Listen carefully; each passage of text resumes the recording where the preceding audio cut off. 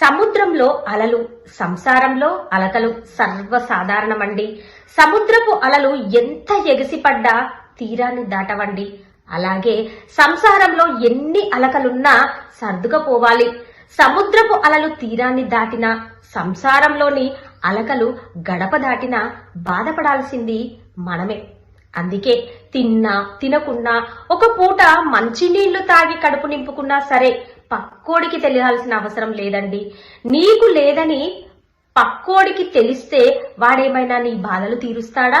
పైగా టైం వచ్చినప్పుడు నీ వీక్నెస్ పైన నిన్నే దెబ్బ కొడతాడు. మన కుటుంబం బాగుండాలి అంటే అలకలైనా పలుకులైనా అవి గడప లోపలే ఉండాలండి.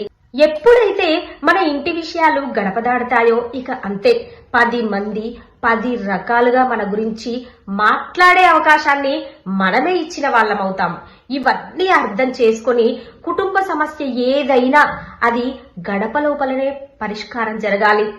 భార్యాభర్తలు ఈగోలకు పోకుండా ఒకరినొకరు అర్థం చేసుకొని మీకోసం కాకుండా మీ పిల్లల కోసమైనా ఉన్న దాంట్లో తృప్తిగా ఉండడానికి అలవాటు పడండి. పులిని చూసి నక్క వాత పెట్టుకుంటే నక్క పులి అవుతుందా చెప్పండి?